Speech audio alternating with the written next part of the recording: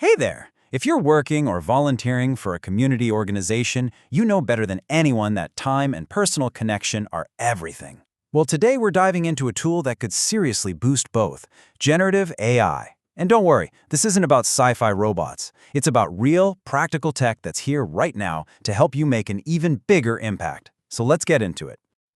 And just a quick note before we jump in, all the great info we're covering today comes straight from Chapter 1 of the tutorial, Generative AI for Community Organizations, which was created by Virtualization Options LLC. All right, here's our game plan. First, we'll figure out what this new tool actually is. Then, we'll look at what it's great at and what it's not so great at. We'll talk about the super important ethical side of things, check out the different tools available, and then we'll wrap up with the most hands-on skill you'll need, how to write a great prompt. Okay, let's start at the beginning. I want you to think about AI not as just some piece of code, but more like a new team member, a potential partner that can help you with your mission. So what is this stuff, really? At its heart, generative AI is a system that just creates new things. When you ask it a question, it's not thinking. It's scanning a gigantic library of information, recognizing patterns, and then putting together an answer based on those patterns. It's basically a superpowered pattern-matching machine that you can have a conversation with. And this quote just hits the nail on the head. This is the real goal, right? It's not about the fancy tech itself. It's about what that tech lets you do. Amplify your impact, sure, but more importantly, free you up to spend more time on the face-to-face, human stuff that really, truly matters in community work. But, like any powerful tool, you gotta know what you're working with. It's not a magic wand. So let's get real about what AI is good at and where you need to be careful. It's all about balancing the power with the peril. And this slide lays it out perfectly. On the left, you see the wins. It's amazing for drafting emails, summarizing those long, boring reports, brainstorming fundraising ideas. It's a fantastic assistant. But look at the right side. It has zero empathy. It can be completely wrong but sound totally confident about it. And it has no clue about the unique vibe of your neighborhood. So the takeaway is simple. AI can assist, but a human, that's you, always has to be in the driver's seat. And being in that driver's seat is never more important than when we talk about ethics. Look, your organization runs on trust. Using AI the right way isn't just a good idea, it's absolutely essential to protect that trust.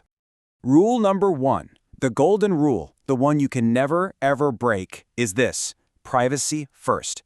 Do not, under any circumstances, paste sensitive personal info, we're talking names, addresses, private details about the people you serve, into an AI tool. Use fake names, make up examples, whatever you need to do. This is a bright red line you just don't cross. Second, always remember AI is here to give you a boost, not to take over. It can help you be more efficient, but your voice, your experience, and your gut feelings have to guide everything it produces. It's a tool, not the boss. Number 3 is simple. Just be transparent. Be honest about how you're using these tools. Your community trusts you. Being open about your process is a huge part of keeping that trust strong. And finally, you have to be the final filter. AI learns from the internet, and the internet, well, it has biases.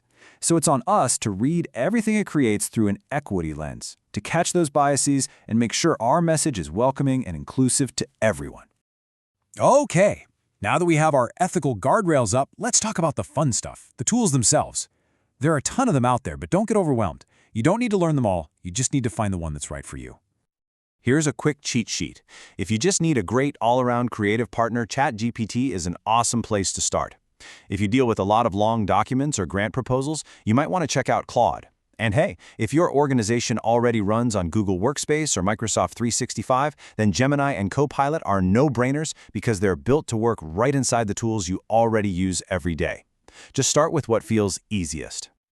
All right, we've arrived at what is probably the single most important skill for using AI well. Getting a great result isn't about the AI, it's about what you ask it. This is all about learning the art of the AI conversation. And honestly, it's a pretty simple recipe. It just has 4 ingredients.